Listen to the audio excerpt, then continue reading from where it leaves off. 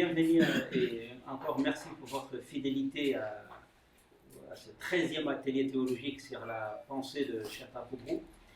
J'étais d'abord aussi à souhaiter la bienvenue à nos amis à Paris. Il y a de plus en plus des villes aussi qui nous s'ouvrent. Par exemple, Caen, ils m'ont dit vous avez oublié. Donc, il y a tout un groupe qui suit les travaux de Cheikh Aboudrou à Caen, à Lyon, et bien sûr aussi au Maroc et en Algérie. Donc, il n'y a pas que le public de Bordeaux, il y a aussi un public virtuel. Et je trouve que cette méthode elle est très bonne. Donc, on va continuer à travailler sur les paradigmes, sur les textes de sa pensée pour s'initier encore une fois à cette pensée. Et je vous ai proposé aujourd'hui ce qu'on appelle des concepts, un vocabulaire, parce que chaque doctrine, chaque pensée a son propre vocabulaire. Donc pour comprendre un auteur, il faut définir les termes qu'il entend par tel ou tel concept. Donc j'ai choisi, si on a le temps, j'ai choisi aujourd'hui 3 concepts. Je ne sais pas si on aura le temps. Un concept que je trouve fondamental dans la pensée de Cheikh Aboudrou, c'est la sécularisation. C'est un concept qu'on trouve dans toutes les doctrines occidentales, surtout dans le domaine des sciences sociales. Mais j'ai remarqué que Cheikh Aboudrou a sa propre définition de la sécularisation. Parce que la sécularisation telle que nous on la comprend dans la sociologie des religions, c'est la distance vis-à-vis de la religion. La religion est plus centrale. Dans la pensée de Cheikh Aboudrou, c'est plutôt la séparation des ordres. Donc ce que je propose, je vous lis les textes où il utilise le mot sécularisation et après on lui demandera de développer. Il appelle à une sécularisation entre la parole ontologique de Dieu et son expression dans une langue et une culture arabe. Mais le plus original dans sa pensée, à mon sens, c'est quand il appelle à une sécularisation au sens de séparation des ordres entre l'islam qui est né avec l'État, pensé dans un empire, dans une logique de domination. C'est dans cette épistémé, nous dit Al-Aboudrou, au sens de Foucault, que toute la pensée théologique, juridique et éthique a été forgée. Il faudrait penser une sécularisation intra-islamique en découplant la logique de l'empire de celle de la religion. Travail énorme, nous dit-il, tellement il y a une consubstantialité entre l'islam avec un grand I en tant que civilisation et l'islam avec un petit I en tant que religion et spiritualité. Notre situation laïque séculière est un moment opportun pour repenser ces découplages, ces sécularisations. Donc voilà à peu près les textes et j'aimerais qu'il nous explique encore en détail ce travail que je trouve très original et qui nous permet de comprendre effectivement ce mélange entre ce qui relève de l'islam et l'islam pensé dans une logique d'empire. Et on le trouve surtout dans le domaine de la théologie et des fiqh. Rapidement, la sécularisation, c'est d'abord un vocable polysémique. Je l'emploie dans plusieurs significations en fonction de l'usage de ce terme dans le contexte de son utilisation.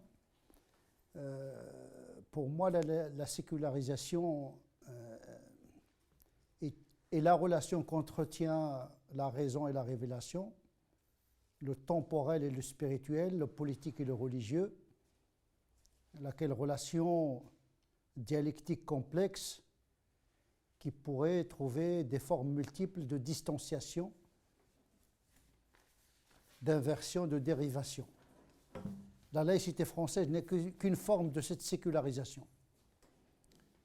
De par son histoire catholique, de par son histoire marquée par la Révolution, notre laïcité inscrite dans une philosophie politique à la française, a trouvé la forme que nous connaissons aujourd'hui, qui est traduite dans la loi 1905, mais également dans le concordat dans une partie de la France, avec des régimes un peu particuliers dans les départements d'outre-mer. Mais la sécularisation, pour moi, pourrait prendre une autre forme, celle de cette capacité de séparer les ordres. La séparation des ordres, c'est l'une des caractéristiques de notre modernité. Sépare le politique du religieux, le métaphysique, le théologique du répertoire du scientifique. On ne valide plus la connaissance scientifique par des convictions théologiques, c'est une forme de séparation. ce que Karl Popper appelle la démarcation. La métaphysique, on ne peut pas la vérifier, et il ne vérifie pas la science. La science, elle s'auto-réfute par elle-même par le biais du processus théorique. La théorie, c'est une lecture des phénomènes naturels, de la particule jusqu'au comportement le plus complexe de l'animal. Et donc, cette théorie, elle peut évoluer, elle peut être réfutée, elle peut être vérifiée. Toute théorie qui n'est pas falsifiable, qui n'est pas réfutable, n'est pas une théorie scientifique. La logique de la métaphysique, des croyances, de la théologie, le dogme ne se vérifie pas, Dieu ne se vérifie pas, le delà ne se vérifie pas, le monde des anges ne se vérifie pas. Donc ce n'est pas le domaine de la science. La science décrit, la métaphysique, la théologique et le philosophique expliquent, c'est-à-dire le domaine du sens. Donc la sécularisation en tant que séparation des ordres, non seulement elle touche le rapport du religieux au politique, mais également elle touche beaucoup de secteurs de la connaissance humaine. Parfois, je l'utilise dans la question de la distanciation ou bien de la distinction. Quand je parle d'une sécularisation de la révélation de la pensée intime de Dieu, al-kalamu nafsi, la parole intérieure de Dieu, et la parole exprimée en langue arabe, donc c'est une distinction. La sécularisation ne veut pas dire une rupture, mais une relation. Une relation. Donc il faut chercher quelle relation existe-t-il entre l'intention de Dieu et son expression. Quelle relation existe-t-il entre le politique et le religieux? Parce qu'il y en aura toujours une relation. La France a trouvé la laïcité comme forme de relation entre le politique et le religieux.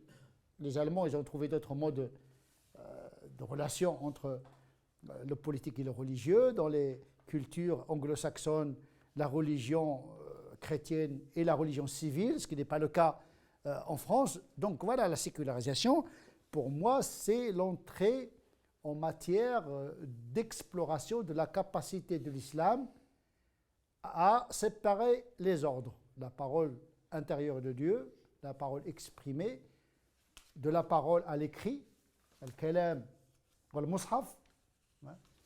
Donc le texte et l'interprétation du texte, il y a une séparation des ordres, de l'ordre scripturaire et l'ordre exégétique. C'est le texte qui est sacré par son interprétation. La séparation entre la logique de l'aqida et la logique de l'ibada et la logique de l'mu'amalat. Donc l'islam est né en vérité avec ce concept moderne qui est la séparation des ordres. L'histoire musulmane a vu cette séparation politique entre l'exécutif, le judiciaire et le législateur. Le faqih, il produit la norme. Le qadi, c'est un pouvoir judiciaire. Et le calife, ou bien le amir, ou bien le hakim, il a un pouvoir exécutif. Il s'intéresse à l'ordre public et à la défense des frontières. Mais la loi est faite de manière démocratique par le bas, par ceux qui produisent la norme. Il n'y avait pas à l'époque des parlements, il n'y avait pas, mais il y avait un droit sociétal. Le faqih, ce n'est pas le qadi. Le mufti, ce n'est pas le qadi. Le muhaddith, ce n'est pas le muqri. Donc déjà, l'islam est né avec cette capacité de séparer les ordres. Séparation ne veut pas dire rupture, il y a toujours un lien entre les éléments. C'est le lien entre ces éléments qui crée la forme de la sécularisation dans une tradition donnée, dans une époque donnée. Donc voilà, grosso modo, un petit peu de quoi il s'agit dans ce vocable qui est aujourd'hui fourre-tout et que j'essaie un petit peu de l'employer en tant que concept dont l'usage est multiple. Quelqu'un qui a une question sur le concept de sécularisation? Moi j'en avais une, je voulais savoir, parce que vous faites ce travail réflexif là, au niveau de la France, comme vous l'avez souligné, qu'il y a une certaine laïcité, il y a d'autres pays qui ont d'autres formes de laïcité. Est-ce que vous ne pensez pas que les modèles anglo-saxons s'y prêtent mieux à pouvoir faire ce travail de réflexion plutôt que la France ou pas? Au contraire, nous sommes dans le foyer de l'universel par excellence. non seulement nous sommes dans un modèle laïque, mais nous sommes dans un modèle rousseauiste, universaliste, où le citoyen presque est un concept abstrait. Donc, l'utopie française est tellement très forte qu'elle crée de la violence dans la réalité, parce qu'on n'arrive pas à réaliser l'égalité, parce que quand même nous sommes dans un pays dont l'égalité prime sur la liberté. Les anglo-saxons, ils préfèrent la liberté sur l'égalité. Donc voilà, on peut dire que le système français est un système soviétique qui aurait réussi, égalitariste, etc. Sauf qu'avec la mondialisation, ce modèle universaliste utopique, on dit, beaucoup de philosophes politiques pensent que notre utopie est une utopie non réalisable. C'est pourquoi elle crée de l'angoisse dans la société. Nous sommes la société la plus dépressive, celle qui consomme le plus de psychotropes. Parce qu'il y a beaucoup d'attentes, parce que l'État providentiel, vous savez, on a pris l'Église, tous les systèmes de l'Église, on l'a inversé, parce que l'Église apostolique et universelle, on l'a remplacé par une république universelle apostolique, parce qu'il veut exporter son modèle universel au monde entier. Donc on est dans une république quand même prosélyte d'une certaine manière, parce qu'il voudrait, par une certaine générosité républicaine, partager cet universel. Ce qui n'est pas le cas pour les anglo-saxons, ils ne sont pas prosélytes, ils ne veulent rien exporter, hein, les Américains, en termes d'utopie. Donc effectivement, moi-même je travaille en arabe, bien sûr, pour le monde arabe, pour le monde musulman, la théorie de Nadariyat al-Farqiyya. C'est l'équivalent de la sécularisation en français. Nous savons déjà, au Moyen-Âge, le Jouayni, le père de Jouayni qui est très connu, Imam al-Haramain, son père, il a déjà écrit un livre sur le furuq. La logique de l'ibada, ce n'est pas la logique de mu'amalat, etc. Donc il y a déjà au cœur de l'islam, il y a des séparations des ordres. On ne confond pas tout. Aujourd'hui, les musulmans confondent le statut de l'ablution avec le statut de salat, avec le statut de l'uqud. Il y a un mélange, on ne discerne plus de ce qui relève du symbolique cultuel, de l'éthique et du droit. On est dans trois logiques différentes. Le culte, c'est une chose. L'éthique, c'est-à-dire personnelle, dans l'intimité de la conscience de chacun, est une chose. Le droit qui gère l'ordre public, c'en est une autre. Donc on a trois logiques. Ils ne sont pas en rupture, mais sont séparés. Et donc je suis en train de commettre un ouvrage sur Nadarat al-Farqiyya ou Almaniyat al-Islam. Est-ce que l'islam, il peut produire une laïcité, une sécularisation à partir de son histoire, à partir de la nature même de la religion de l'islam, parce que notre laïcité française est plutôt une catholaïcité. C'est une laïcité à dominante culturelle catholique. Elle est marquée par la théologie catholique. Donc il n'y a pas une sécularisation abstraite. Elle part d'un substrat théologique, religieux, historique, à chacun d'inventer cette relation entre le temporel, le spirituel, le politique, le religieux, et c'est à nous de proposer un modèle théorique. La question de l'État islamique, est-ce qu'on peut parler d'un État islamique? Même au Moyen-Âge, on ne parlait pas de l'Khilafa al-Islamiyya, on parlait de l'Khilafa al-Abbasiyya, l'Khilafa al-Umayyya. Ça veut dire qu'en vérité, on n'islamise pas tout, parce que ça ne relève pas d'un cultuel. C'est-à-dire qu'il y a la médiation humaine, même le fiqh, il y a l'imam Malik. Donc on distingue le madhab de la religion. Déjà une insécularisation. Le madhab, ce n'est pas la religion. C'est une proposition d'interprétation de la religion, à prendre ou à laisser. Puisque nous considérons que seuls les textes sont infaillibles.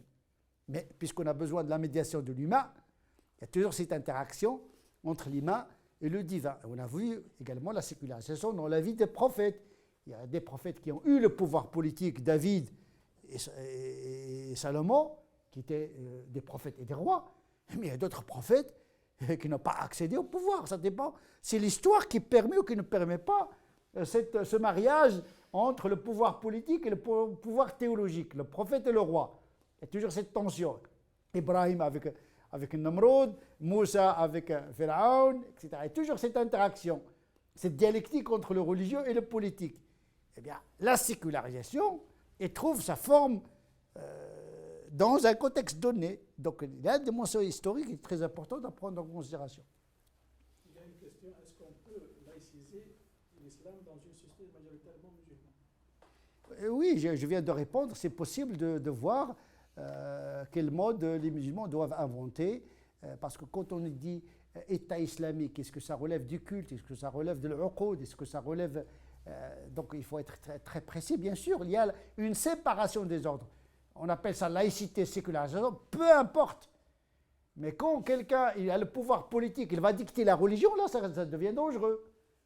Parce que même le calife au Moyen-Âge, ce n'est pas lui qui faisait la doctrine, ni théologique, ni canonique. Il y avait une forme de laïcité, puisque les Madaïb, hein, il y avait le Khawarij, il y avait les Ibadiyin, il y avait les chiites, il y avait les sunnites, et dans les sunnites, il y avait les maturidites, il y avait les ash'arites, il y avait les hanbalites. Et en matière de droit, il y avait plusieurs droits, mais le cohabiter, c'est ça la laïcité, c'est la régulation des convictions dans un projet commun. Donc déjà, d'une certaine manière, l'islam, il a vécu. Il y avait les chrétiens, il y avait les juifs, bien sûr avec un statut un peu inférieur, mais il y avait déjà un embryon de sécularisation qui a été vécu dans la réalité, puisqu'il y avait un ajustement et une régulation de l'expression convictionnelle dans l'espace public.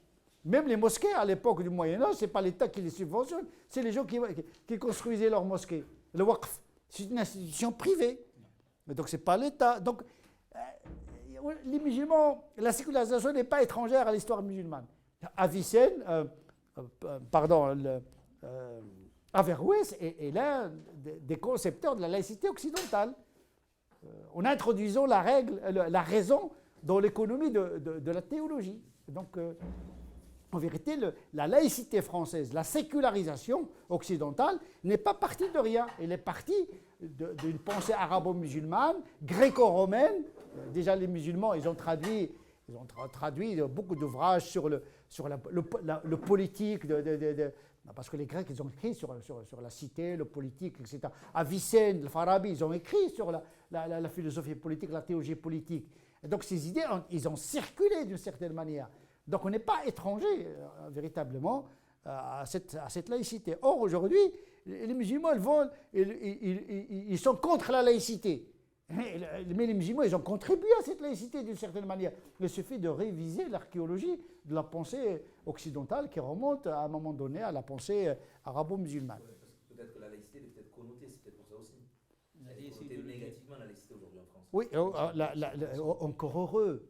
Parce que s'il n'y avait pas ce combat contre l'Église catholique, tu ne serais pas ici, tranquille, en train de bénéficier de... Oui, la laïcité s'est construite contre le pouvoir de l'Église catholique. Voilà, dans les pays protestants, c'est autre chose, parce qu'il n'y a pas d'église centralisée chez les protestants.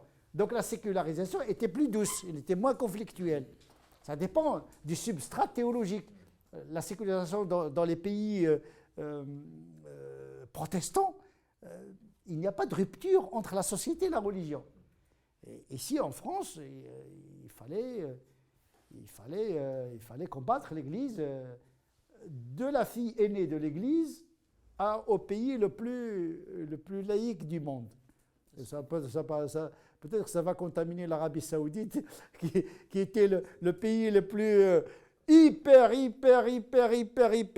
orthodoxe. Avec le changement politique aujourd'hui en Arabie Saoudite, on est en train de constater en direct vraiment une sécularisation sauvage. C'est même pas négocié. Voilà, on va partir vraiment de l'extrême à l'extrême. C'est ça qui risque un petit peu de... Là où il y a l'excès de religion, il y a excès d'athéisme. Parce que la nature se construit comme ça. C'est la modération. La modération, parmi les dimensions de la sécularisation, c'est la modération.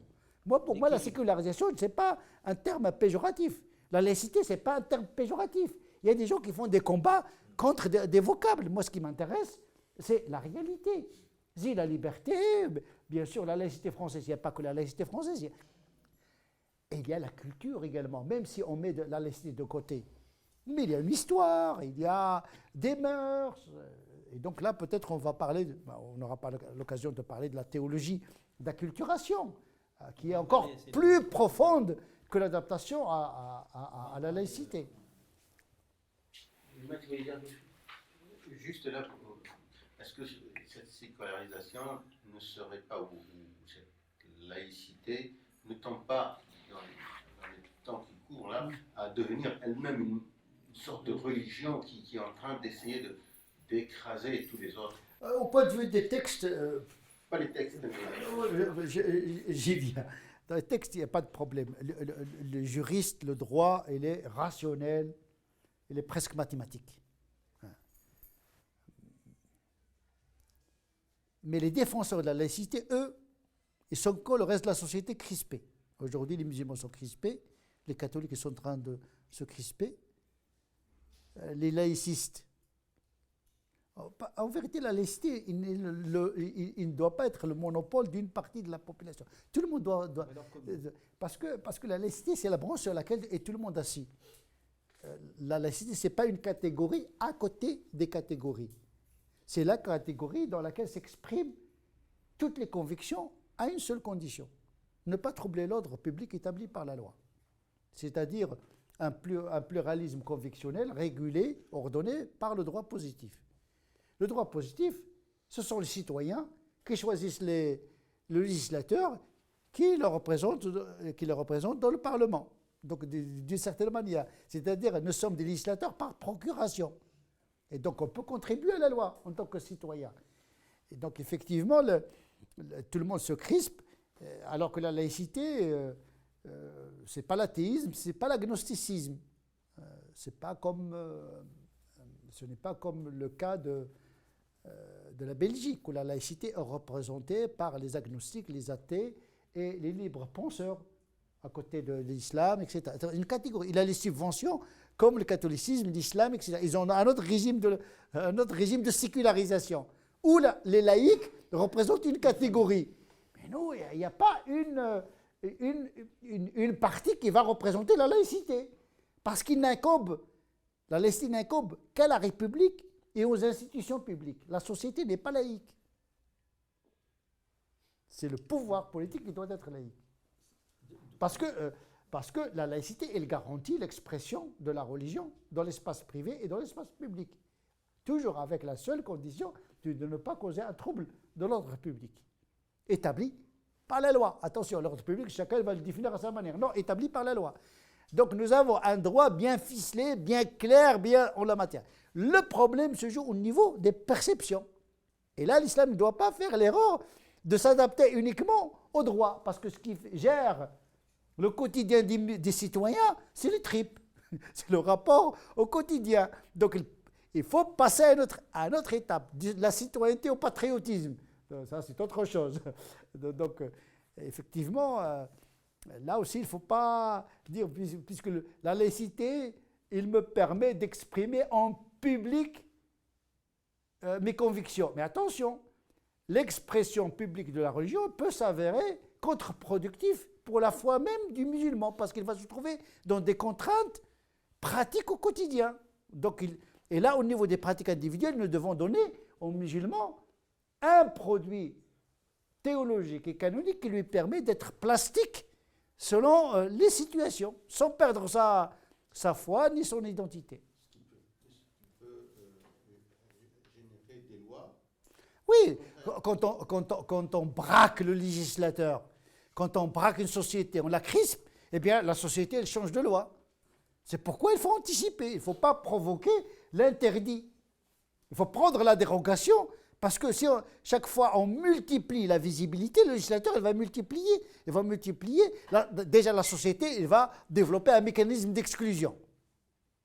Sans parler des lois qui peuvent changer. Dans l'entreprise, dans le professionnel, avec la radicalisation aujourd'hui, il y a beaucoup de lois qui sont en train de changer. Tout ça à cause d'un certain nombre de comportements qui engendrent la peur et l'angoisse chez nos concitoyens. Et d'ailleurs chez les musulmans aussi. Parce que tout le monde a peur de cette visibilité anarchique de l'islam. Ça frappe tout le monde. D'où l'intérêt, c'est un appel que je fais, d'étudier la laïcité, parce qu'aujourd'hui, on est prisonnier d'un débat idéologique et médiatique de la laïcité. Parce qu'il faut distinguer deux laïcités en France. D'ailleurs, Émile Poulain, il a trouvé un très bon terme. Il dit la laïcité dans les têtes, c'est une laïcité qui est issue de l'histoire, du combat de l'État, de la République, contre l'Église catholique qui ne voulait pas de cette séparation, symbolisée par Émile Combes. Ça, c'est une laïcité idéologique qui veut aucune visibilité des pratiques religieuses. Mais la laïcité dans les textes, celle qui nous gouverne, et le recteur a dit, ce bien commun de tous les citoyens, c'est que l'État gère un pluralisme des religions. Et la loi auquel vous faites référence, la loi 1905, qui est le fondement juridique de cette laïcité, l'article 1, l'État garantit la liberté de conscience et quoi? Les libres exercices des cultes. C'est-à-dire que l'État doit garantir la construction des mosquées, des synagogues, des églises, etc. Il doit garantir. Et même dans certains espaces, il doit financer les cultes. Dans les hôpitaux, vous êtes médecin. Donc c'est pour cela qu'il y a des aumôniers catholiques, musulmans, qui doivent assurer l'exercice du culte dans les hôpitaux, dans les prisons et dans l'armée. Donc c'est notre laïcité, au fait, française, elle permet l'épanouissement de toutes les religions à condition qu'elle soit bien comprise. Et puis le recteur a souligné tout à l'heure, elle s'adapte à des cultures locales. La laïcité territoriale en Alsace-Moselle, à Mayotte, donc elle s'adapte aussi aux cultures.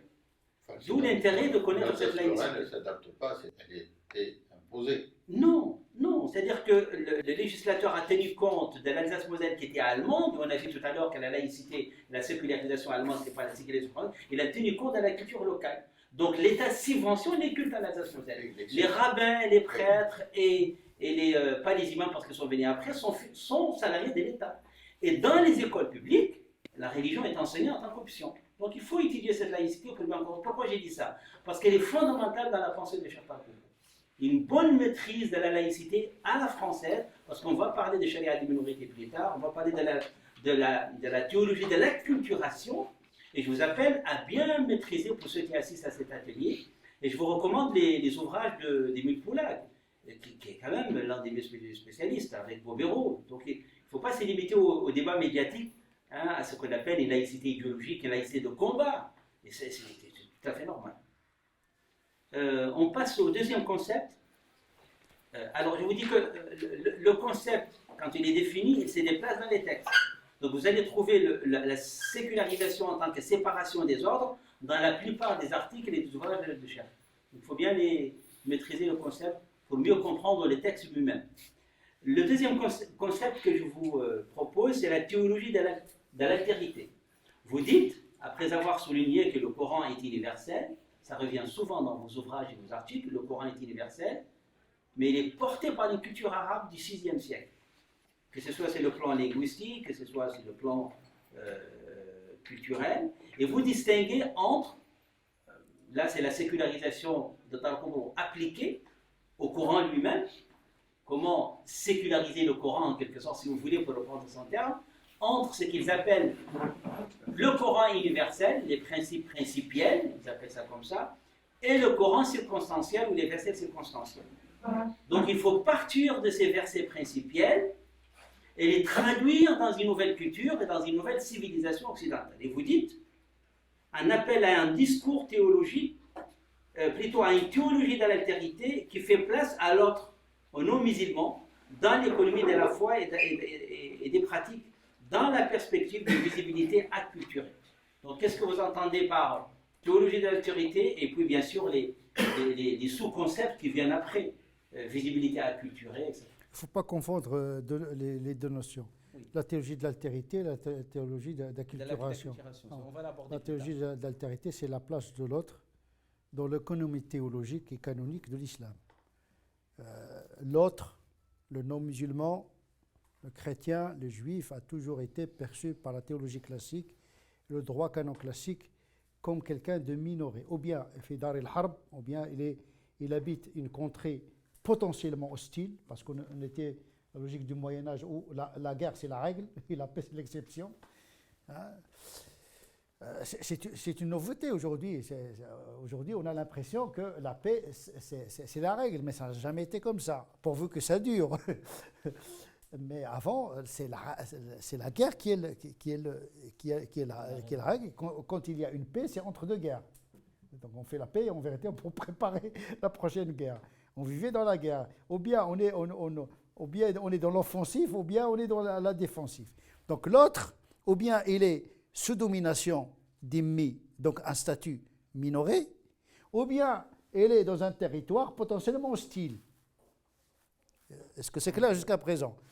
Aujourd'hui, il y a ce que j'appelle l'intrication, une nouvelle configuration de notre monde. C'est-à-dire la mondialisation a créé une forme de mixture de notre humanité. C'est-à-dire l'humanité est fractale, c'est-à-dire toute l'humanité, les Chinois, les Indiens, on peut le trouver dans un quartier. On est dans des sociétés mondes, par le réel et par le virtuel. Parce que, attention, la technique a changé notre rapport. Il y a une rupture anthropologique causée par les moyens technologiques. C'est-à-dire on peut être ici maintenant en même temps. On peut vivre une crise en Chine qui a des répercussions mentales et économiques ici maintenant. Parce que l'économie est intimement liée, le politique est intimement lié, et les cultures circulent partout. Et donc là, on est véritablement dans une configuration où on peut être dans un petit village du Maroc et connecté partout dans le monde. Donc il y a une circulation des croyances, une circulation de la culture, de la musique, du théâtre, des films. Il y avait déjà une mondialisation, mais cette mondialisation a été accélérée par les moyens de transport de plus en plus sophistiqués parce qu'ils permettent le déplacement des gens, l'immigration rapide, mais également la communication par le biais du virtuel. Et là, l'islam est appelé à parler aux musulmans et aux non-musulmans en même temps. À une certaine époque, l'imam, le pasteur, le rabbin, le prêtre, il parle à ses fidèles. Tout le monde connaît tout le monde, même culture, même code.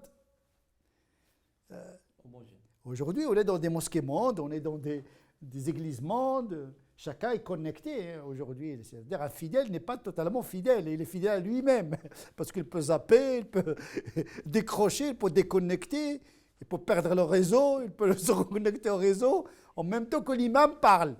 Donc c'est-à-dire les gens sont... C'est comme les élèves dans la classe. Il y a l'enseignant qui parle, mais il y a l'enfant l'élève qui vérifie l'information en temps réel.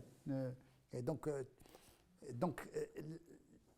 l'islam doit apprendre l'islam. Je veux dire, le théologien et le canoniste ou l'homme religieux musulman, quand il parle de Dieu, quand il parle de la religion, il doit intégrer l'autre qui n'est pas musulman ou bien qui n'est pas musulman pratiquant.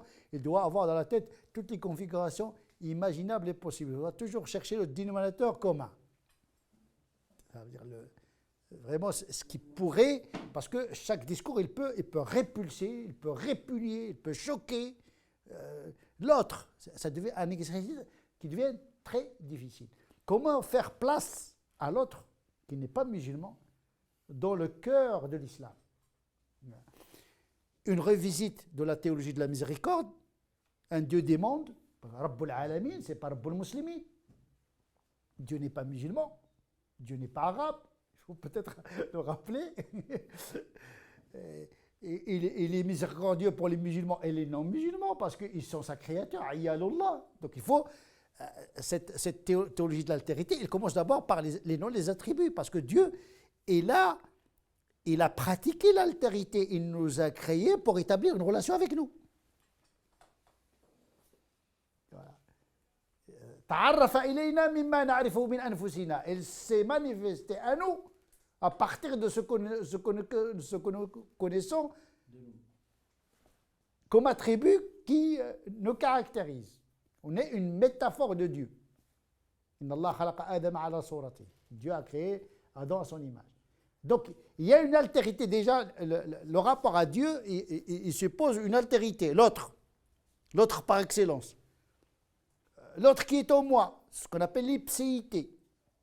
C'est-à-dire comment avoir un rapport avec soi-même.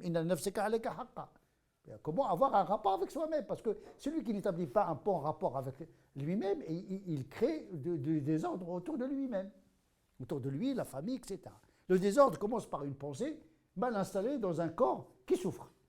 Ça veut dire que l'âme n'est pas bien installée. Il n'y a pas d'intégration complète de l'âme dans le corps. La première intégration, c'est ça, quand on parle d'intégration, il faut commencer d'abord par une bonne intégration de l'âme dans le corps. Il ne faut pas que l'âme méprise le corps. Il a des limites. Elle va tirer, le corps, il faut. Donc il y a déjà l'altérité comme ipséité en nous. C'est une gestion considérable. Et le problème des musulmans, c'est qu'ils n'arrivent pas à avoir un bon rapport avec l'autre parce que déjà, il a un mauvais rapport avec la transcendance et avec lui-même. C'est à partir de cette altérité ipséité que la relation à l'autre doit se constituer. Puis la question de l'autre, est-ce qu'il va aller au paradis ou en enfer? Il y a une théologie, il y a une doctrine du salut. Il faut la reformuler. Est-ce que le kafir du Coran, c'est le kafir d'aujourd'hui? Le kafir du Coran, il a rencontré le prophète, les miracles, etc. Et il a refusé de suivre le prophète par orgueil.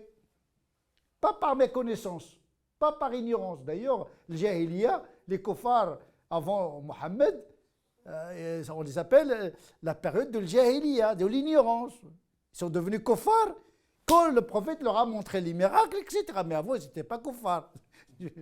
Donc, il faut revoir tout l'édifice de la théologie classique à la lumière justement de cette intrication, imbrication, parce qu'en vérité, Dieu nous parle également à travers la réalité. C'est ça qui fait que l'interprétation du Coran, il reste toujours le même, mais ce que Dieu nous inspire de la réalité. Parce que Dieu, il y a des gens qui pensent que une fois le Coran est fini, Dieu n'a plus rien à dire. La clôture du Coran ne veut pas dire que Dieu ne communique pas avec le monde par l'inspiration, par l'intelligence, par les événements. Il faut méditer. Le monde, c'est un livre qui nous informe et qui nous informe sur des zones encore non explorées dans le Coran.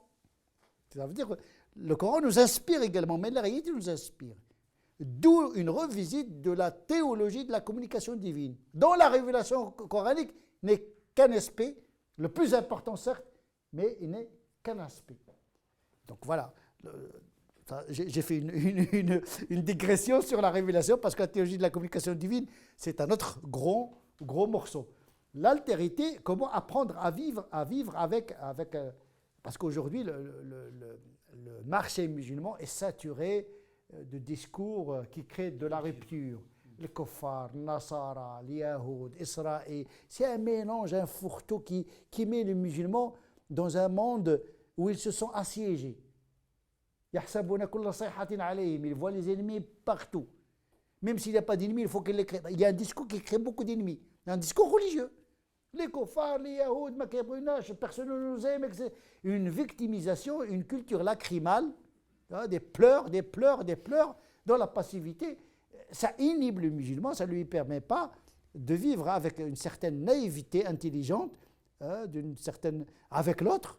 Pourquoi le soupçon? Le soupçon, c'est une pathologie mentale. Quelqu'un qui est en train de suspecter tout le monde, de se méfier de tout le monde, ne peut pas avoir la sérénité de la foi. Parce que la foi, elle se base déjà sur la confiance. Je fais confiance jusqu'à preuve du contraire. Ce n'est pas le contraire. Je suis méfiant jusqu'à preuve du contraire. Cette situation est intenable. On ne peut pas vivre avec cette psychologie que nous avons reçue de par notre éducation. Cette psychologie où on voit les traquenards, où il voit les pièges, où il voit le mal partout. Non. Pour nous, c'est le bien qui est à la base. Le mal n'est qu'un accident. Donc il faut changer de logiciel pour pouvoir permettre justement de réaliser ce que j'appelle la théologie de l'altérité, mais que je ne vais pas bien sûr développer ici. Mais j'ai déjà jeté quelques ponts qui pourraient expliquer un petit peu qu'est-ce que j'entends par théologie de l'altérité. Vous avez des questions sur ce concept de théologie de l'altérité? Je reviens juste à un autre exemple parce que je trouve que dans votre définition concrète de la théologie de l'altérité en essayant d'écrire l'autre, votre définition de la notion de kafir est pertinente.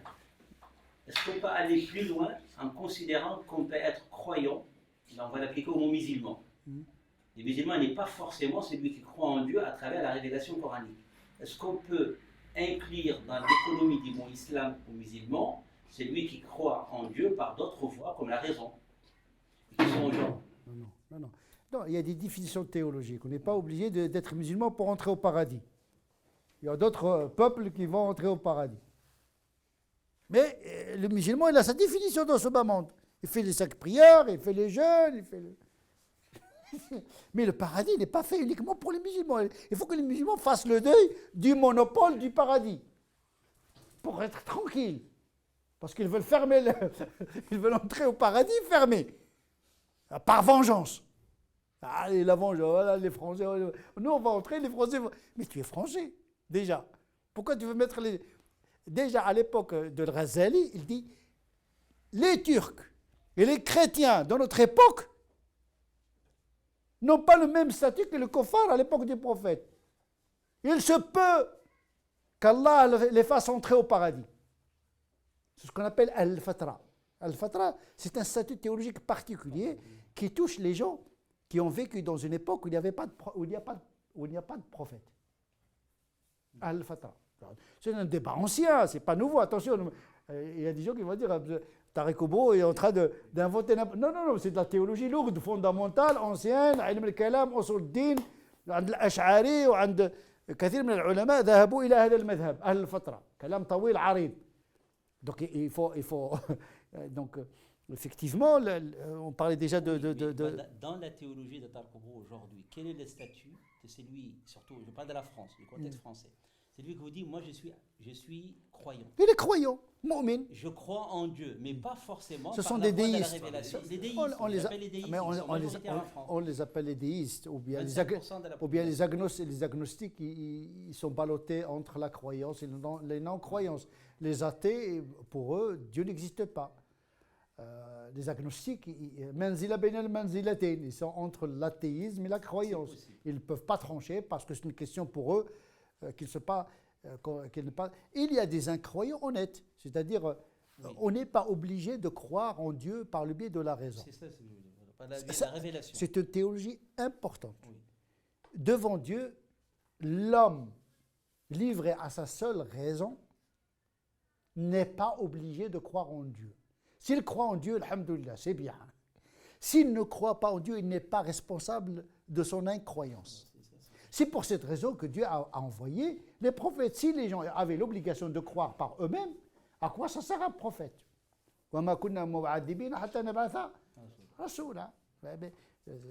C'est important. Ce sont des questions qui sont très importantes. Ça apaise le musulman. Ça le rend plus généreux, hein, d'accueillir l'humanité. Si tu les châties, après tout, ce sont tes serviteurs. Mais si tu leur pardonnes, tu es le plus noble et le plus sage. Donc je te fais confiance. Donc je ne me mets pas de tes affaires, je sais que tu es miséricordieux. Même s'il y a châtiment, le châtiment n'est pas éternel. Ibn Taymiyyah ou beaucoup de savants considèrent que l'enfer n'est pas éternel. Les gens confondent le khulud ou le baqa. Khalidina fiha, le khulud c'est le baqa. Le khulud c'est une période, il تقرمل شوية ومن بعد يخرج. البقاء ما كاينش البقاء. خالدين فيها ما دامت السماوات والأرض إلا ما شاء ربك. إن ربك فعال لما يريد. Dieu il fait ce qu'il veut. Mais on sait ce qu'il veut Dieu. Il veut de la miséricorde. من مقاصد الخلق ماشي مقاصد الشريعة. من مقاصد الخلق رحمة الناس. Et donc, ce sont des paradigmes qui structurent. Après, halal, haram, ce sont des détails comme dit le furu'. Le fiqh, c'est le furu'. Mais si on n'a pas le bon logiciel avec lequel on voit le monde, un Dieu large, une largesse, ça donne une largesse à l'esprit, au cœur du musulman. On est en train de donner aux musulmans une religion belliqueuse qui crée du conflit à partir de rien. Il fait de la tempête dans le marécage. Une tempête de poussière. Hein? Vous vous rendez compte, la poussière dans le marécage? Il faut le faire. Il y a des gens qui sont capables de faire une tornade de poussière au cœur de l'eau, sans que la poussière soit humidifiée. Donc, on donne une religion qui crée à partir de rien un conflit. Un conflit dans la tête, un conflit de la famille, un conflit avec les gens, parce que regardez déjà le terrorisme, la violence, il a tué plus de musulmans que de non-musulmans. À qui profite le crime? En tout cas, ça ne profite pas à la fois des musulmans. Il y a beaucoup de musulmans qui sont troublés par ce qui se passe dans le monde musulman en termes de violence, et en termes de lecture de la charia qui n'est pas adaptée. Je ne dis pas la charia qui n'est pas adaptée. C'est l'interprétation et la pratique de la charia qui ne sont pas adaptées. On reviendra sur le concept de charia. Justement, par rapport à cette question, est-ce que c'est parce qu'on s'est éloigné du Coran et on s'est focalisé plutôt sur les hadiths du prophète, ce qui a fait qu'il y avait certains savants qui imposaient en fait leur interprétation, et au lieu de se focaliser sur la parole de Dieu, et que bien sûr tout le monde ne peut pas comprendre facilement, on a besoin aussi d'éclaircissement par rapport à ça. Certains savants, ils ont pris le monopole d'interpréter des hadiths. D'ailleurs, dans la plupart des prêches, on parle plus de hadiths que de versets coraniques. Oui, et donc, est-ce que c'est ce qui fait qu'on tombe dans ce qu'on appelle des enfermements doctrinaux dus à une compensation, je vais employer un mot technique, pluridimensionnel et pluricausal, qui fait que ces hommes-là, ils ont un petit peu, ils se sont accaparés ce monopole d'interprétation et qui veulent l'imposer au public qu'ils ont, etc. Et on le voit d'ailleurs dans la plupart des pays musulmans, par exemple l'Arabie Saoudite et l'Orient en général. Donc est-ce que vraiment on s'est éloigné de l'essentiel à travers le Coran, parce que c'est ça l'essentiel aussi. Maintenant on valorise plus les hadiths que le Coran. Au Moyen-Âge, que j'appelle l'âge classique, seuls les savants utilisent les versets et les hadiths. Le vulgaire, l'ammi, il suit son pasteur, le berger. C'est-à-dire, en réalité, celui qui n'a pas de doctrine, madhab, disons une théorie herméneutique, n'a pas le droit, moralement, je ne parle même pas intellectuellement, n'a pas le droit d'utiliser ni un verset, ni un hadith. Parce que même dans le Coran, vous trouvez la chose et son contraire. Ce qu'on reproche au hadith, on le trouve dans le Coran. Peut-être des choses qui sont plus violentes que les hadiths dans le Coran. Donc la difficulté n'est pas surmontée par cette réduction de la référence au seul Coran. C'est l'usage dont il s'agit. Il faut dire que dans l'âge classique, il y avait toujours la médiation doctrinale. C'était des cultures stables, des lectures stables, des codes stables, orf stables, etc. On n'avait pas besoin de... Les gens vivaient la religion depuis le bas âge, n'ont pas besoin de chercher dans le hadith. C'est-à-dire que toute la religion est condensée dans la culture. Il ne faut pas faire ceci, c'est pas bien de faire cela, etc. Même l'âme qui ne sait pas lire ni écrire, il a une connaissance religieuse approfondie. C'est par les anecdotes, par l'amtal, même les femmes les plus illettrées, ils avaient l'akhlaq, ils avaient le salat, etc. On n'avait pas besoin d'accéder à une connaissance. L'islam était vécu. Et la transmission se faisait par la culture. Depuis la modernité, l'émergence de l'État-nation, le monde a changé. L'imprimerie. On n'a plus besoin d'aller chez Cheikh, il y a le Bukhari imprimé, je vais aller chercher dans le Bukhari. Déjà, l'imprimerie, il a détrôné les théologiens. Avec le virtuel, les choses se sont aggravées. En vérité, ce n'est pas le wahhabite ni les savants qui embrigadent les gens par les hadiths. Les gens ont accès direct aux hadiths. Si tu fais un peu la sociologie des tchatchs les Facebook, les discussions entre les jeunes. Mais les hadiths, c'est comme une balle de tennis, on les échange. Voilà, c'est meubler la discussion. C'est ce que j'appelle une profanation des textes. C'est-à-dire, on passe du coq à l'âne, de Michael Jackson ou George Michael ou je ne sais pas quoi, à des hadiths. C'est-à-dire on peut parler de tout. Ça veut dire les hadiths du prophète, les versets et la religion, chez nos jeunes, c'est devenu un ingrédient. C'est comme une épice qu'on ajoute dans la discussion. C'est ce que j'appelle l'orthodoxie de masse, ou bien l'orthopraxie de masse. Un populisme religieux. Donc l'imam, lui, il suit, en vérité. En vérité, l'imam, ce n'est pas lui qui oriente la pratique. Il la subit. Il ne peut pas dire aux musulmans, attention, l'ulama, ijma'. Ouais, ijma' oui. Il n'a pas dit ijma'. Ça veut dire, le alim, il devient comme un vulgaire. Ça veut dire, voilà, c'est la célébrité, la réputation, il y a des facteurs sociologiques et psychologiques qui fait que même les savants qui savent ne peuvent pas dire tout ce qu'ils savent parce qu'il y a la tyrannie de la masse. Donc il y a beaucoup de choses qui rendent les choses très, très complexes. Il ne suffit pas de réduire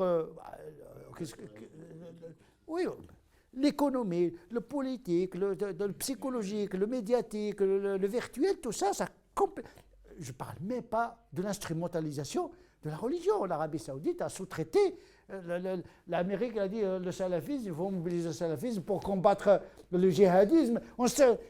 Les gens ils ont la sincérité, ils entrent dans un truc, ils se trouvent en train de même l'établir. Ils se sont trouvés en train de faire la guerre. Le djihad, même le djihad. Attention, un savant n'a pas le droit de déclarer le djihad, parce que comment l'arrêter? Tu dis le djihad, tu ne sais pas qui va partir au djihad, dans quel territoire. Non, il y a un droit de guerre, et la guerre ne se fait pas n'importe comment. Il y a un fiqh al-jihad, il y a un fiqh du combat en islam, avec ses canons, avec ses préceptes, etc. On ne fait pas ce qu'on appelle la violence légitime n'importe comment, comme disait Max Weber. Donc effectivement, il y a une anarchie, il y a l'instrumentalisation du politique également, tantôt on préfère les communistes, tantôt on fait prévaloir le socialisme, parfois on fait sortir les islamistes des prisons pour contrecarrer le communisme. On a fait sortir les frères musulmans à l'époque de Sadat pour aller combattre en Afghanistan. Donc, il y a plusieurs facteurs. Et puis il y a l'ignorance des savants, l'ignorance pas des textes, pas du droit canon, mais ils ignorent la complexité du monde. Je dis toujours, nos savants classiques, qui ont des érudits, ulama, des immensités. Mais je dis tous, des Ferrari puissantes au milieu du désert. Il n'y a pas de piste, il n'y a pas... Dans le désert, on n'a pas besoin de Ferrari, on a besoin d'un chameau. Il est plus efficace. Ça veut dire qu'ils sont performants, mais ils ne sont pas dans la bonne époque et dans l'espace adéquat. Donc il y a un anachronisme. Donc il faut une nouvelle perception de l'interprétation non seulement du droit, de la pratique, de l'orthopraxie, mais également l'orthodoxie. Il faut revoir l'orthodoxie, c'est-à-dire la conformité à la doctrine de la foi qui répond à notre situation. La technologie, la médecine, beaucoup de choses ont transformé l'être humain. C'est un miracle. Nous sommes en train de vivre un miracle. C'est incroyable ce qui se passe aujourd'hui dans le monde. On ne peut pas passer à côté de cette accélération de l'histoire. La technique va nous créer en mutants. On va devenir des mutants. Ça veut dire on aura bientôt des ordinateurs nanotechnologiques dans ce qu'on appelle l'augmentation de l'humain. La performance musculaire, la performance cérébrale, nous serons des machines, mais sous forme humaine. Et on aura des hommes dont le fond est une machine. Ça veut dire la biologisation de la machine et la machinisation de l'humain. Et ça s'appelle brouiller les frontières identificatoires qui séparent l'inerte du vivant, de l'animal, de l'homme, etc. Là, on n'est plus dans la sécularisation pour le coup. Il y aura une confusion des identités. On ne sait plus le genre. Peut-être il va disparaître, le masculin, le féminin, parce que l'homme, il peut être tombé enceint aussi. L'utérus artificiel est techniquement possible. Donc, hein? Du remplacement. Oui, mais le remplacement par la machine, papa. Les gens pensent que les musulmans vont remplacer, vont remplacer les occidentaux. Mais non, on va être tous remplacés par les machines. On va être des chômeurs et ce sont les machines. Déjà, on est gouverné par les algorithmes. Mais après après la constatation, parce qu'il faut agir quand même. Parce que Il faut se contracter. On a un retard depuis des siècles et des siècles. Là. On a loupé pas mal d'époques philosophiques, etc. Donc déjà, on est en retard. Comment déjà, nous, les musulmans, et à travers les savants et les prêcheurs, comment on peut anticiper en fait déjà le retard et anticipation de ce que vous venez de dire, tout ce qui est lié au futur, avec une mondialisation. La réponse est toute simple mais difficile. La réponse est dans la simplification. Il faut simplifier. Simplifier la foi, simplifier les pratiques. Pour permettre. La simplification, ce n'est pas. Tout le processus de la science consiste à simplifier un phénomène dans des formules très simples. Donc il faut simplifier. Il faut concentrer la foi dans des dogmes simples et efficaces. Les pratiques simples et efficaces, cultuelles, éthiques, et laisser aux musulmans de vivre l'aventure existentielle. De produire quelque chose. C'est ça, une production. On donne les choses. Ils vont produire la philosophie, ils vont produire la théologie, ils vont produire beaucoup de choses, chacun dans son domaine. Mais que tout le monde se concentre pour lui-même, dans son rapport à Dieu, à ce qui est le plus essentiel. En matière des dogmes, il ne faut pas multiplier. Aujourd'hui, on multiplie les dogmes. Adab al-Qabr, Aïcha Qandisha, l'Afrit, des croyances, le retour du Messie, on a besoin des 6 piliers de l'Arkan Iman Sit, se concentrer sur Dieu, l'unicité, sa perfection, sa beauté. Jamaluhu wa kamaluhu wa jalaluhu. On n'a même pas besoin de traiter la théologie spéculative ni mystique. Aimer Dieu de son tréfonds. Aimer Dieu, on peut connaître Dieu par l'amour. Quand on aime quelque chose, on la connaît. L'épistémologie de l'amour. Ce sont des choses simples. L'éthique qui produit de la connaissance. Le prophète, l'iman billah, mais tous les 6 piliers, on peut les résumer dans 3. L'unicité de Dieu, la prophétie de Mohammed sallallahu alayhi wa sallam, et le jour du jugement dernier. Si tu sais que la mort n'est pas une expulsion du monde, mais un passage d'un monde vers un monde plus vaste, et qu'on a des comptes à rendre à Dieu, le tribunal de la conscience, on se prépare à cette... Ça nous donne l'infinité de l'existence. Quelqu'un qui vit dans la perspective de disparaître avec la mort n'est pas comme quelqu'un qui vit dans la perspective de vivre l'éternité. Ce n'est pas la même psychologie. Ce n'est pas la même vitesse zéro initiale. Ce n'est pas le même départ. Celui qui espère l'éternité, il est plus optimiste. En vérité, la foi, c'est une thérapie. Comment proposer aux musulmans une foi qui les allège des angoisses, qui relativise les épreuves de ce bas monde. C'est très simple pourtant ça. Et puis les pratiques, les 5 prières, etc. Et il faut les concentrer. Les pratiques, on peut les aménager, etc. On conserve le principe, on l'ajuste en fonction du rythme, mais on ne perd pas le repère. L'akhlaq. Mais la morale n'a pas besoin d'être un savant, ni un juriste, ni rien du tout. Tout le monde connaît le bien et le mal, à quelques détails près. Et peu importe l'erreur par la suite. On peut se tromper, on peut ignorer, mais on ne peut pas ignorer l'essentiel. Aujourd'hui, je ne dirais pas les savants, parce que je veux dire, les prédicateurs, ils diffusent l'ignorance. Ils participent au complot contre les musulmans. S'il y a un complot, c'est bien un complot qui est fait par des gens qui sont sincères. On théorise l'extinction des musulmans, la marginalisation des musulmans. On fait perdre les musulmans dans des hadiths, dans des trucs, dans des détails, etc. Alors que les gens n'arrivent même pas à s'en sortir. On est dans un monde très, très compliqué, des problèmes partout. La famille, le travail, les dettes, les guerres, les menaces. En train de me parler sur un hadith que le Bukhari n'a même pas, il l'a rapporté, il ne l'a même pas appliqué. Il y a des gens qui veulent être plus qu'Abou Bakr, plus qu'Omar ibn Khattab. Ça s'appelle l'aliénation. Ça veut dire, c'est de la folie. On est en train de théoriser de la folie.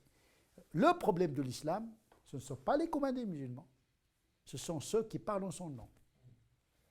Marwan, dernière question. Oui, il a demandé après. Avant-dernière. Avant-dernière. Je voulais poser une question dans le sens où le Coran, pour le croyant, est une parole de conciliation,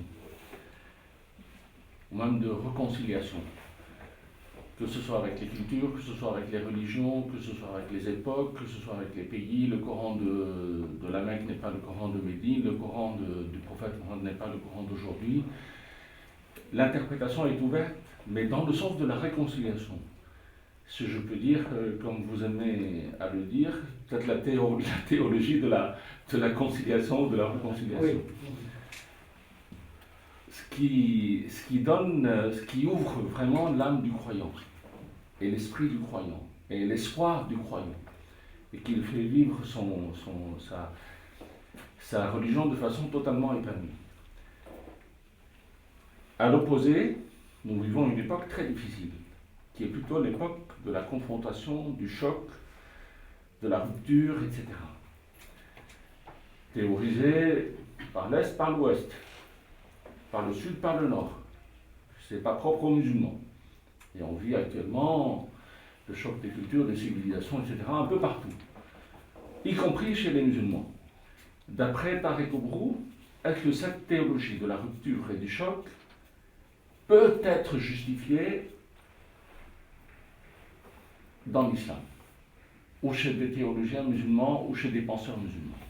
Est-ce que, d'après Tariq Oubrou, est-ce que d'après vous, il y a des éléments qui peuvent justifier la théorie du choc ou de la rupture? Le Coran parle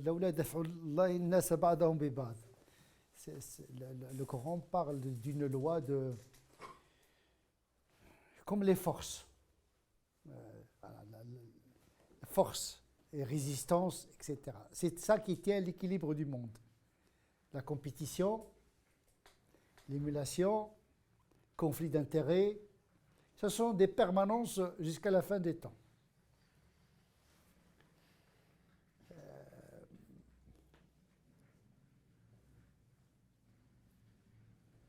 Sauf que tout recours à la violence au nom de l'islam est préjudiciable à l'islam lui-même.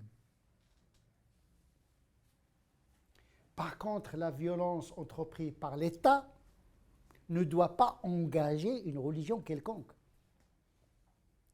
Le conflit, il doit rester culturel et politique, mais il ne faut jamais embourber la religion dans la mobilisation pour une cause politique. Parce que les religions circulent dans le monde et nous sommes dans une intrication mondiale.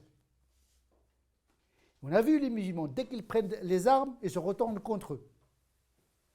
Moi, je pense qu'on est dans une période où la consigne doit être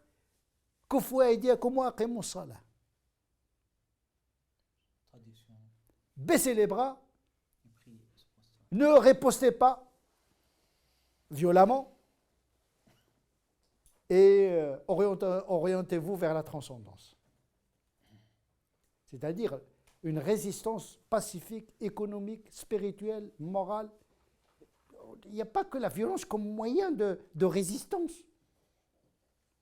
On a désarmé l'Allemagne, mais il n'avait pas besoin d'armes C'est une puissance économique incontournable. Le Japon, on l'a désarmé.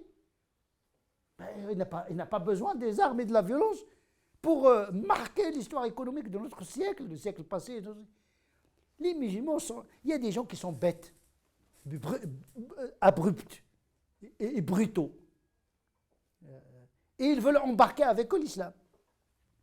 D'où la nécessaire sécularisation, séparation des ordres dans le conflit.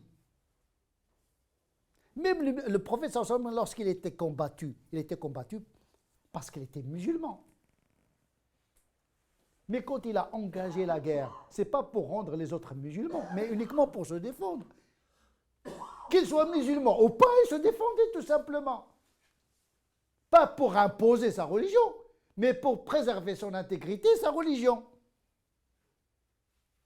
Ce n'est pas une guerre religieuse. En tout cas, c'est une guerre religieuse de leur part. Pas de la part du prophète sallallahu alayhi wa sallam. C'est eux qui ont commencé l'hostilité. Il faut revoir les textes. Le prophète n'a pas, la ikra fi din n'a jamais engagé une guerre pour convertir les autres. C'est ça qui va me déranger, moi. Dans la nature, de toute façon, si on se combat, on cherche toujours une raison pour mener la guerre. La guerre, aujourd'hui, c'est le bras séculier de l'économie. Quand il y a une crise économique quelque part, on crée un conflit pour vendre les armes, pour détruire, reconstruire, voilà, le plan Marshall, etc. C'est comme ça. C'est-à-dire que la modernité n'a rien inventé. Sauf que la technique aujourd'hui est plus dévastatrice qu'auparavant. Donc, nous devons faire attention, on n'a pas besoin de violence. L'islam, il est partout, il est en Occident, il est en Amérique, etc. Si la France est frappée, moi, en tant que musulman, l'islam est frappé également, parce que l'islam fait partie de cette nation.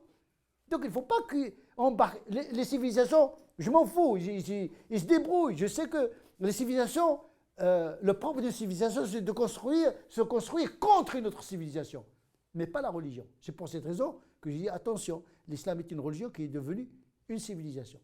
Mais notre histoire n'est pas notre code. Il faut retrouver le verset Inna ad-dina 'inda Allahi l'islam. L'islam est une religion. À un moment donné, il est devenu une civilisation. Aujourd'hui, il est dans toutes les civilisations et les cultures. Ce que j'appelle la théologie d'acculturation. On ne peut pas frapper l'islam parce qu'il est dans toutes les civilisations et toutes les cultures. Mais lorsque les musulmans, ils se considèrent comme une civilisation dans la civilisation, c'est la catastrophe. On est en Occident, notre civilisation, c'est la civilisation occidentale. On ne va pas dire non, l'islam contre le... C'est une aberration. Il faut sortir de ce paradigme de la civilisation et de l'identité. En tout cas, pour moi, ce qui m'intéresse en tant que théologien, c'est mettre l'islam à l'abri de ce choc. Si ce n'est que participer à l'amortissement de ce choc. Les religions doivent contribuer à amortir. Regarde le pape, ses déclarations. La paix. Il est dans son rôle. Il est dans son rôle. Là où il y a l'injustice, il la condamne. Il appelle les gens à la paix. C'est le propre d'une religion. La réconciliation. Et pas un facteur... dès qu'une religion entre dans la logique de la politique et de la civilisation, il devient comme une civilisation, comme un système politique. Et ça, c'est un danger, en tout cas pour l'islam. Je pense là... Dernière question. C'était pour rebondir par rapport à la question précédente. On a évoqué la question des solutions mises en place par rapport à la vulgarisation un peu d'une information qui circule beaucoup sur les réseaux sociaux, oui. Tout ça sur Internet, et qui est un peu accès libre à tout le monde. Mais je voudrais savoir quel moyen en fait pour mettre en place la diffusion de cette simplification dont vous parliez précédemment. C'est l'occasion de parler de votre concept théologie préventive. Autre. Hein? C'est ce que nous faisons ici. Nous essayons de diffuser. Voilà. Cette vulgarisation, elle est énorme, elle est beaucoup plus massive. C'est un projet. En vérité, la simplification, c'est un projet. Ce que j'appelle la pédagogie de l'essentiel. Et donc voilà, aller vers l'essentiel. La simplification, c'est un processus complexe. parce qu'il faut faire des éliminations, etc.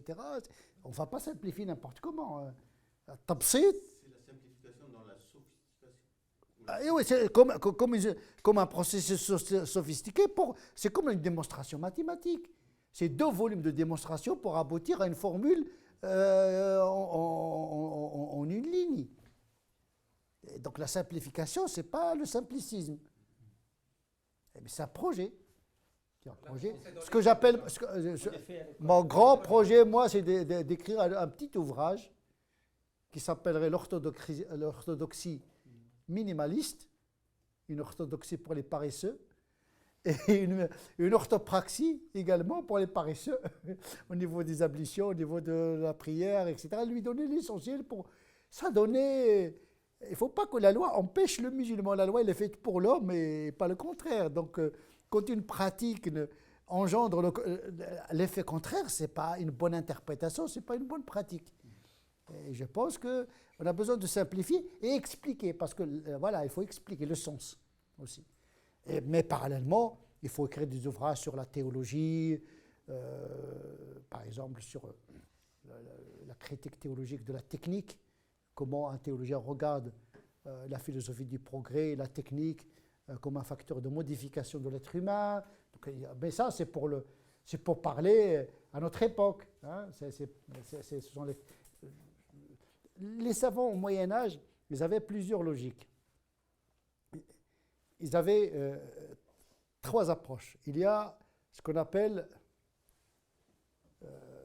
le développement d'une idée, ou bien d'un domaine, comme l'ouvrage de Al-Mughni d'Ibn Qudama, plusieurs volumes, où il expose la doctrine hanbalite. Puis il y a Al-Kafi, qui est une simplification de Al-Mughni.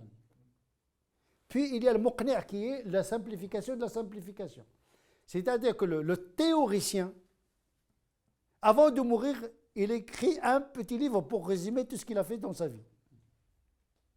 Ça ne veut pas dire que peut-être je ferai la même chose, mais je ne sais pas. Déjà, je n'ai pas écrit des volumes pour simplifier, j'ai commencé par le contraire, j'ai commencé par la simplification. Parce qu'eux, ils avaient le temps d'écrire, etc., le temps que nous n'avons pas aujourd'hui. Donc, le basit ou le wasit.